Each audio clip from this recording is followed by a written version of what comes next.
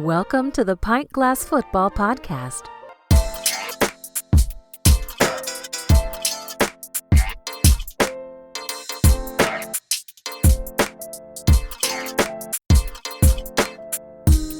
Excited to be joined by J.P Acosta, who's a football writer at SB Nation, who covers both the NFL and college football. JP, thanks for coming on the show. Thank you for having me, guys. Yeah, excited to talk NFL draft with you. You've been putting out some great stuff at SB Nation. Want to get your thoughts here on some specific picks here in this NFL draft to start out with, because I think there's some really intriguing ones, JP. I want to start first at the number 9 overall pick. Do you expect Chicago with this pick to further support the rookie quarterback selection that they're going to take at the top of this draft? Or do you think they should address the defense, or do you expect them to address the defensive side of the ball there at 9? I think with the 9th pick, there are a lot of ways that Chicago can go. Like you said, they obviously can go with another secondary pass rusher opposite of Montez Sweat. But when you draft a quarterback number 1, first overall, you need to have proper playmaking, play callers, and protection.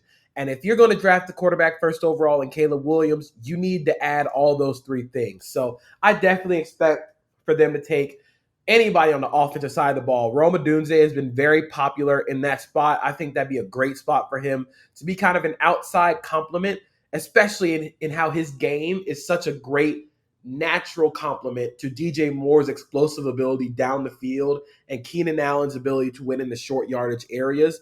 Odunze can be kind of that middle range guy as he develops into a true number 1 receiver. Or you go draft Olu Fashanu, who I think would be an amazing pick there at 9 for the Bears, because their offensive line, of course, Darnell Wright picked last year at number 9, been very good as a right tackle. Braxton Jones has been very hit or miss. I think he'd probably be best as a swing tackle. But Fashanu also played high school football with Caleb Williams, is one of the best pure pass protectors in the class. I think his ability to anchor in the passing game and the upside he has as a run blocker, that'd be a home run pick for them at 9. Now, you could talk me into a guy like Jared Verse at 9. Maybe they trade back with a team who wants to get froggy and jump for one of those other receivers at the top of the board. But I think ultimately this is going to be an offensive pick. You know, to follow up on that, what do you feel about a trade there? Because one thing we know about Ryan Poles, he's kind of been a master at working his draft board and making all of the right trades. Again, picking up some people that may or may not have worked, but in terms of the moves that he's been very savvy. So what do you think about a trade there? I think it makes a lot of sense with where Ryan Poles comes from and how this team has been built. Remember, they tore this team down to the studs to start this entire thing off. So I think Ryan Poles trading back once again, adding some more pass rushers or talent on either side of the ball will be really smart for them if they decide to go that way. I think at that top spot, there's so many good players on the offensive side of the ball, but if you really want to trade back, getting more picks means you get more throws at the dartboard with any position. And I think if they want to get more of those throws at the dartboard for any player to any position, they can absolutely trade out of that pick. I think the draft really starts at 4 with the Cardinals, but what the Bears do, especially with that second first round pick, is really going to be interesting come draft night. Yeah, I absolutely agree. And I brought that pick up in particular because I think there's so many different directions that you touched on that they could go there. And they're going to have a choice of some really high-end players. Some of the guys that you mentioned make a lot of sense. But trading back makes some sense too, because we know this team does still have several holes that they need to fill. So getting more picks would make a lot of sense there as well. That's going to be a fascinating spot in this draft. Another team that I want to focus on here with 3 picks inside the top 35, the Arizona Cardinals could find really 3 instant starters and improve this team quickly if they hit on these picks. Now, outside of wide receiver, where do you think they need to address? Where do they need the most help? You can just throw picks at every position outside of quarterback and be like, okay, I can see that. But I think their top 2 outside of receiver have to be a cornerback and pass rush. When you play in a division with the 49ers and their Monstars on offense, You play against Tyler Lockett, DK Metcalf, and Jackson Smith and Jigba. You play against Matthew Stafford and Puka Nacua and Cooper Kupp 2 times a year. You need to be talented on that side of the ball. I think the Cardinals last year showed that they can be fun on offense. And if you add a guy like Marvin Harrison Jr., which all signs point to that happening, now you can go add some more players on defense to help raise the ceiling of that defense that Jonathan Gannon had playing at a really high level. I really like a guy like Leatu Latu. If he falls to Arizona's second first round pick, I think that'd be a really good fit for them. I love Kool-Aid McKinstry in that defense. His ability to be impress man, his length. I think his willingness to help in the run game is also going to be very helpful for a Cardinals team that, again, has to face the 49ers Monstars twice a year. But honestly, you can say, yeah, you need a defensive tackle, draft one early. I'd be like, yeah, that makes sense. Or you can go, yeah, they should draft a safety. I'd also say, yeah, that makes sense because they need impact players on that side of the ball. You can't just go out there trying to nickel and dime it again. You need true difference makers. And I think that's where they go with that second first round pick. They need difference makers defensively. Looking at your mock draft, the enigma of the draft is J.J. McCarthy. I have been racking my brain. I bring it up on the pod all the time. Brad knows this. And I see you have him going at 5. We obviously know Minnesota made that move for a second first round pick to be able to move and manipulate the board to their liking to go and get their player. Now, if we stay with what most of us know, there's going to be some combination of Jane Daniels and Drake May at 2 and 3, and Caleb going number 1. JJ, for whatever reason, I still haven't figured it out, is boosted up into it's top 5. Do you truly do you think he's worth, in your opinion, moving up to that 5th pick to grab J.J. McCarthy, given that I'm not sure talent-wise if he matches up to the other guys that will still be on the board? As a player, and I have racked my brain about this J.J. McCarthy and the ceiling for J.J. McCarthy since he entered the draft. I think the talent there, you can see an above-average starting quarterback at the NFL level in J.J. McCarthy. However, I also think there's a lot of inconsistencies in his game in the drop-back passing situations, which is why I think, from a true talent perspective, I don't think I'd draft J.J. McCarthy in the top 10. I would say he's more of a mid to late first-round pick, but you have to adjust for the quarterback tax, which means, yeah, they're going to go early. You need to go grab a guy. And if the Vikings want to trade up for J.J. McCarthy, who I think, like I said, talent-wise, I don't know if he's there yet, but he'd get there a lot quicker in Kevin O'Connell's offense, which is very reminiscent of Sean McVay, using a lot of boot action. McCarthy can succeed in that spot. If they keep Justin Jefferson. You have Jordan Addison, TJ Hawkinson, 2 very good tackles in Brian O'Neill and Christian Darrisaw. And, of course, O'Connell's a play caller. So I think McCarthy can be good, but I don't know if he's ready right away to the point where you draft him in the top 5. JP, it kind of leads me perfectly into my next question here, because looking at the 6th overall pick, I think is an interesting spot in this draft as well, because what do you think would need to happen in order for the Giants to bypass wide receiver at that spot, which we know is a big need for them, and go with the quarterback at number 6 overall?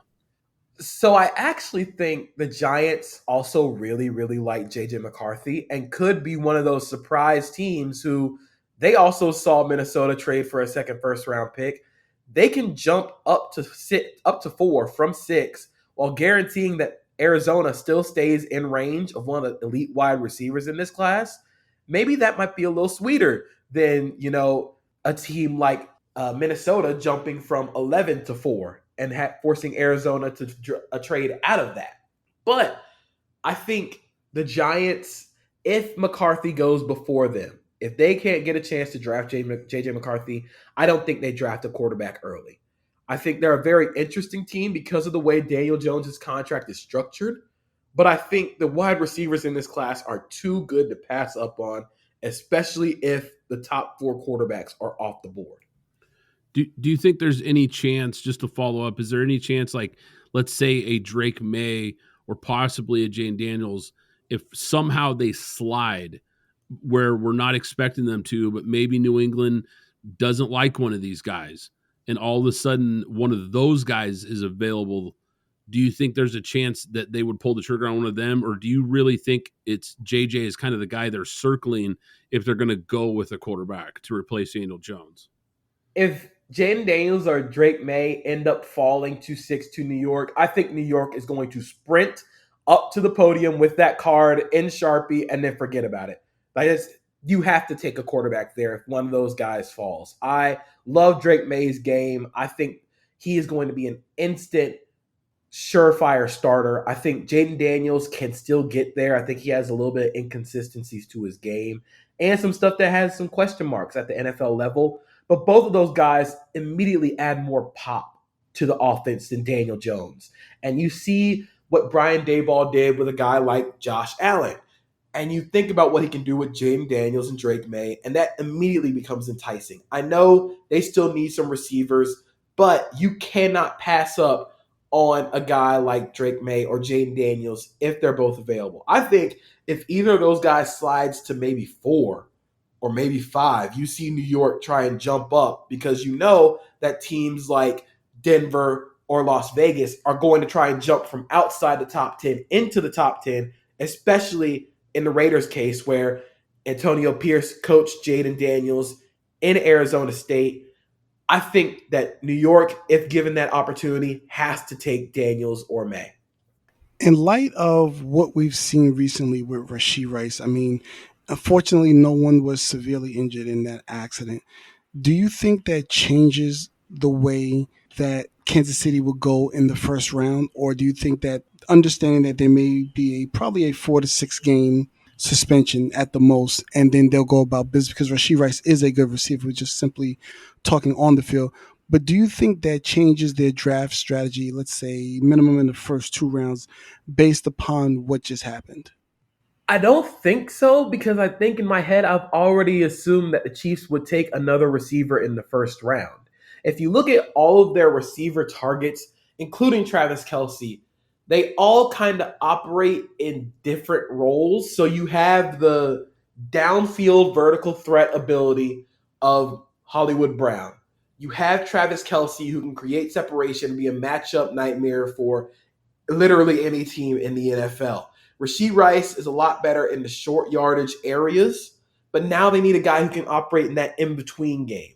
And you still need a receiver like that. Outside of those 3 guys, you have a bunch of guys who are very similar to each other without operating in that role. Even before the NFL began to investigate the accident that happened, I think they were going to draft a receiver regardless. I do think in terms of how much it changes, I'm not sure if cornerback is still as predominantly we should take one here now, but I've thought that they were going to draft a receiver regardless at the 32nd pick. But I think the Rashee Rice situation hasn't really changed it much. And if it has changed it, it's only by a little bit, just because, you still need a receiver regardless. And that maybe drops cornerback down the board a little bit. JP, I want to get your thoughts here because I've been really focusing in on these top 10 picks mostly because I think there's some spots here that are really, really interesting. We talked about the Giants at 6. I want to jump back to the Chargers at number 5 real quick because this is a team that I think could go in a lot of different directions as well. And what they do at 5, I think could really have a ripple effect on the rest of the draft. So rank these scenarios for me as far as likelihood for the Chargers at number 5. Do you think that they A, draft a wide receiver, B, draft an offensive tackle, or C, decide to trade down? Ooh, that's a good question. That's a great question, actually. I think in this situation, the first ranked choice is drafting a wide receiver. I think it has to be drafting a receiver with what they already have on the roster and with the potential of Marvin Harrison Jr. just falling to their laps at 5. I think that's a situation where we see maybe if Minnesota decides to trade up to 4, or like we said, if the Giants try and trade up to 4 and Arizona trades out, that is a situation where the Chargers stay put because the best receiver prospect I think I have ever seen is going to fall to them at 5. Now, second, I think trade back. The Chargers need a lot of picks. They need a lot of picks because they need a lot of help, especially defensively. But if you trade back, say, if the Cardinals stand pat, take Marvin Harrison Jr., and the Vikings still want to trade up for a quarterback, that's the spot where the Chargers can trade back. They can add a right tackle if they want to. I think they love Talifuaga from Oregon State. I think you can take that 23rd pick that the Vikings got to try and trade up, and you can draft a corner if you really like them. You can draft a receiver if you really want to. They have so many areas of need on this team where trading back and accumulating more picks almost seems like the better decision if Marvin Harrison Jr. weren't in this draft. And at the third spot, I think I'd say draft a tackle at 5. I know the Joe Alt to the Chargers stuff got a lot of smoke, especially around the combine, but I'm just a little wary about his play strength and his ability to transition over to the right side from the left, because you're not going to move Rashawn Slater. He was an all-pro at left tackle. I think that just seems like the least likely option. But those first two, I could 100% see them trading back, especially if Marvin Harrison Jr. ends up as an Arizona Cardinal. Did you know that Pint Glass Football is more than just this podcast? We have an exclusive newsletter. Sign up for free at pintglassfootball.com to receive articles and insights delivered straight to your inbox. But wait, there's more. We're excited to announce our brand new YouTube channel. Not only can you listen to our podcast on YouTube, but you'll also find exclusive video content waiting for you. So hit the pause button right now and go subscribe to our newsletter, and hit that subscribe button on YouTube to stay connected with the latest football news and our exclusive content. Underdog Fantasy is the easiest place to play fantasy sports. I personally love the pick'em game. Just pick between 2 and 5 players to build a pick'em entry. Pick whether your favorite players will have a higher or lower stat total in this week's game for a chance to win big. You can win up to 20 times your money in a single night. Download the Underdog Fantasy app and sign up today with promo code PGF. That's promo code PGF to get your first deposit doubled up to $100. The official ticketing app of Pint Glass Football is now SeatGeek. I can't recommend them enough, guys. I've been using SeatGeek for years. You want to go to a game this season? SeatGeek is here to take the confusion out of buying tickets, making sure you get the best seats at the best prices. With SeatGeek, you'll never have to worry about overpaying for tickets again. How? They put a 0 to 10 score on each ticket, so you know you're getting a good deal. But here's the real game changer. You can get $20 off your first ticket purchase with the code PGFPOD. That's right, $20 off with code PGFPOD. This season, make every game day epic with SeatGeek. Download the SeatGeek app and remember to enter the code PGFPOD to grab your $20 discount. So, JP, I know that you went to Florida Atlantic, and I'm wondering, have you looked at any of the players there? You know, this is a college question for you since you went there. Have you scouted or looked at any of their potential players that can go in this draft, or even free agents? I think the top one, and I think the only one that has a chance of getting drafted, and I think he should be drafted, is Evan Anderson. He is a mammoth of a man, a defensive tackle. He is a built-in run defender. I think he still has a little bit of upside as a pass rusher, but you bring in Evan Anderson on day 3, you're instantly raising the floor of your run defense.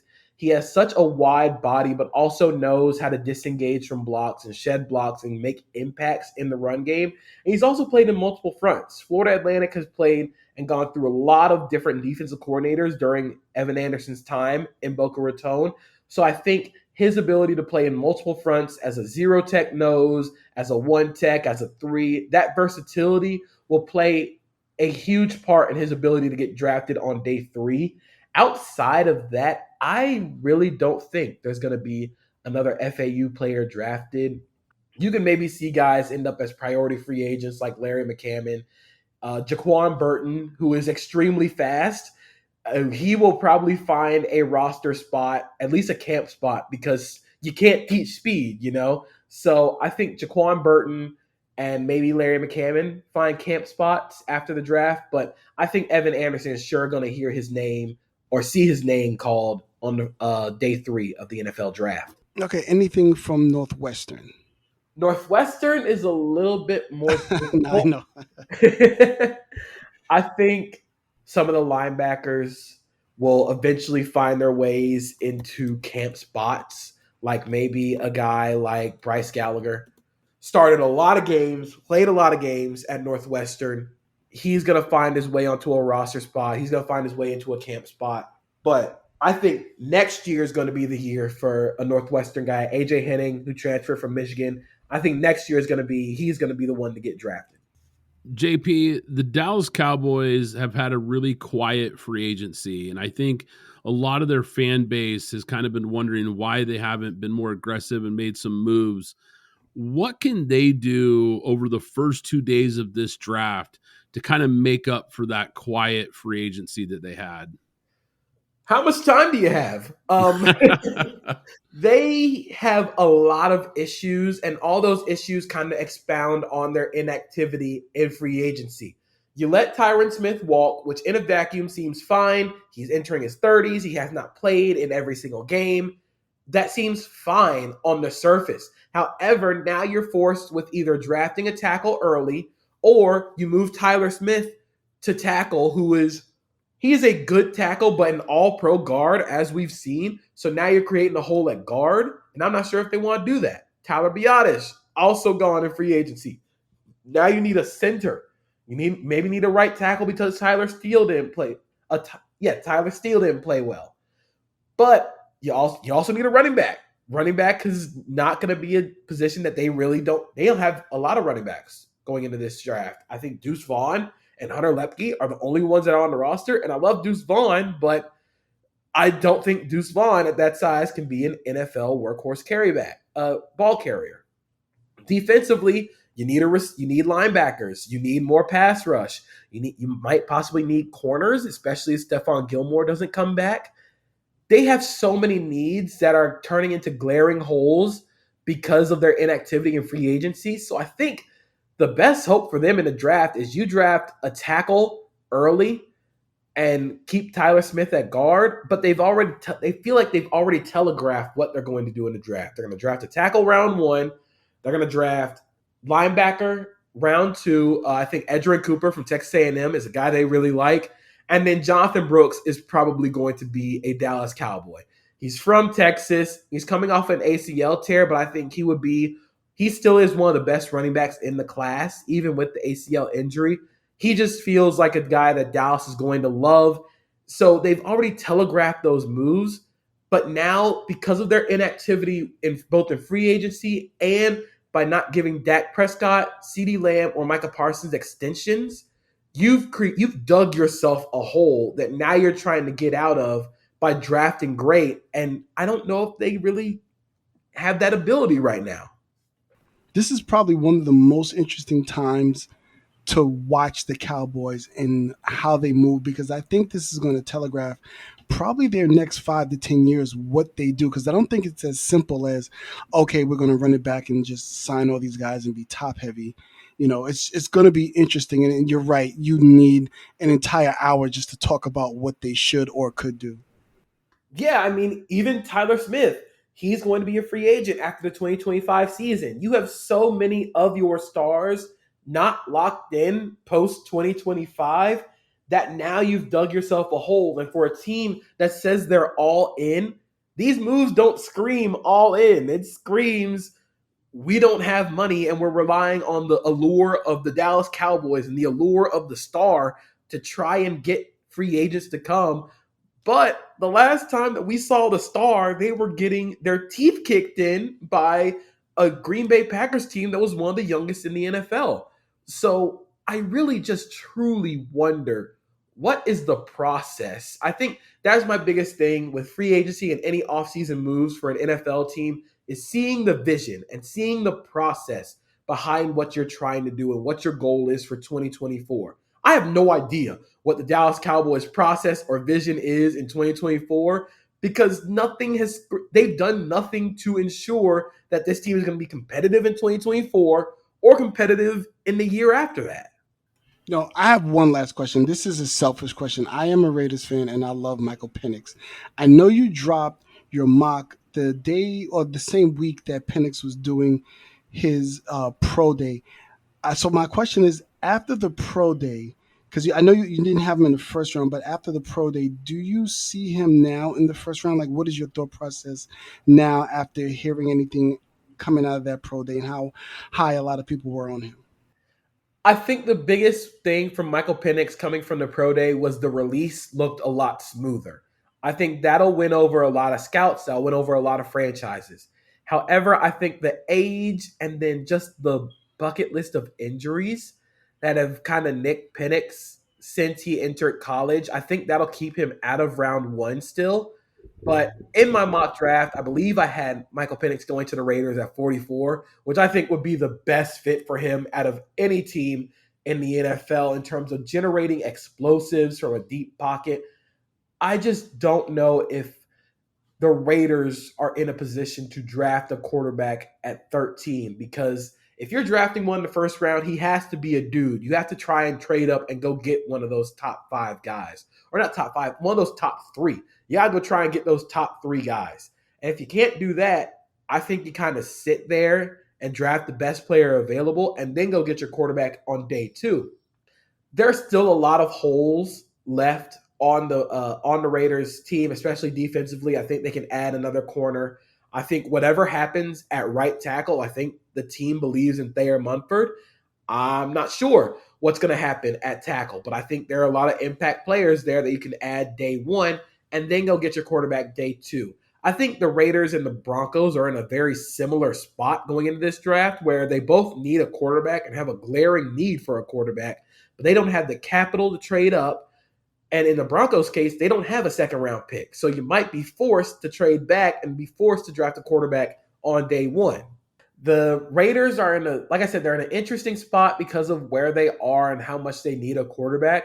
But I think Fuaga at 13, I think Terrion Arnold will be a great pick there. You can still draft Penix on day two.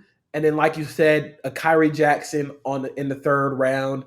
If you do decide to draft Terrion Arnold, I think Kieran Amenije from Yale is a really interesting pick there. Roger Rosengarten from Washington would be a really interesting pick. I think he's shooting up a lot of draft boards. They have a lot of interesting avenues with how they can build this team. I just don't know if any of those avenues have a quarterback at 13.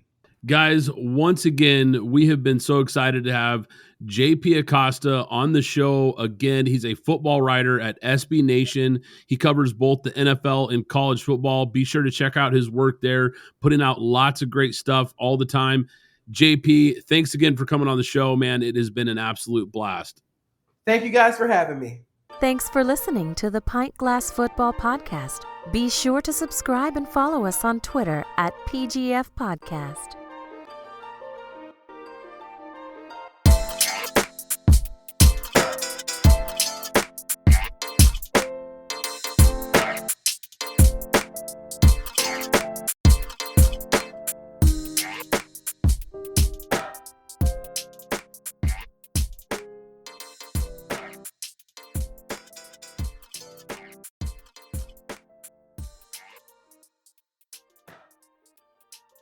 You know what's important when you're having a good time? Staying hydrated. And that's where Liquid IV comes in, the category-winning hydration brand that's fueling your well-being. With just one stick of Liquid IV, you get 2 times faster hydration than water alone, plus 5 essential vitamins to keep you feeling your best. And let's not forget about the convenience factor. The packaging is perfect for on the go, whether you're tailgating or just hanging out on the couch. But what really sets Liquid IV apart is the amazing flavors. Personally, I'm all about the Concord grape and lemon lime. And with 3 times the electrolytes of traditional sports drinks, Liquid IV is made with premium ingredients to give you the hydration and nourishment you need. Get 20% off when you go to liquidiv.com and use code PGFP at checkout.